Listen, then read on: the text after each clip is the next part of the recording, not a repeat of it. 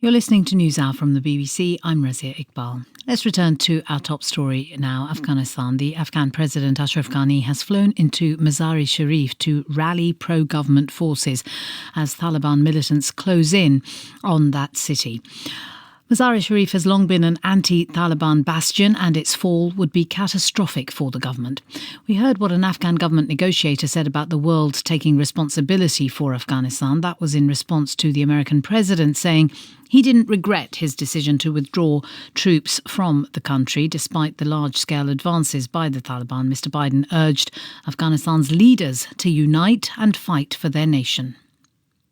Afghan leaders have to come together. We lost death and injury, thousands of American personnel. They've got to fight for themselves, fight for their nation. The United States, I'll insist we continue to keep the commitments we made. Joe Biden speaking on Tuesday. Let's speak now to Daniel Davis, a retired US colonel who was deployed to Afghanistan twice in 2005 and 2011. He's now a senior fellow at the national security think tank Defence Priorities. Welcome to the programme. What do you make of what you're hearing from President Biden? He's insisting that he doesn't regret what he's doing, and yet we heard from a negotiator in Doha saying that it was an irresponsible withdrawal, that the Americans spent a lot of money on the war but haven't bothered much with the peace.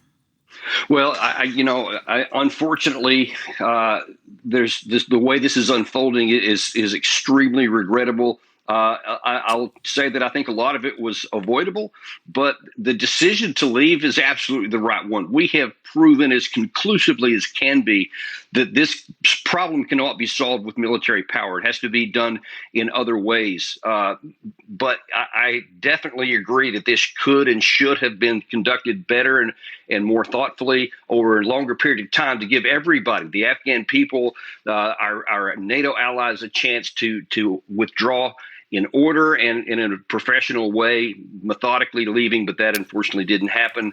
And now we're left with a lot of the wreckage. But I'll just point out that a lot of this wreckage and the things that are going on is a product of 20 years of abject unwillingness to acknowledge reality and trying to make something happen that was never going to happen. And now then we have this bitter fruit on our hands and we have to deal with what we have. And this idea of or the perception inside Afghanistan that there is an irresponsibility on the part of Washington is made particularly poignant when you hear the negotiator, former minister inside the Afghan government, saying, do not underestimate that if you don't help us now, this will come to your doorstep, that the manifestation of terrorism outside Afghanistan will start to affect countries outside it. Well, I can certainly understand why they would be saying that. But look, there's a couple of things that really have to be pointed out here. Number one, while I have not hesitated to point out American missteps and things we have done wrong, some of the leaders inside Afghanistan for these same 2 decades are equally responsible. There has been unbelievable malpractice in how they're doing their job, corruption that has never been curtailed, and they bear responsibility. They could have done a lot more with the enormous opportunity that we've given them over this so many years and so much money and so much opportunity and our own blood and treasure that we've given. So I think that they need to look a little bit more strongly in the mirror. But look, that's for another day. Right now, they've got to do everything they can to turn the security situation around right now. And Biden was right.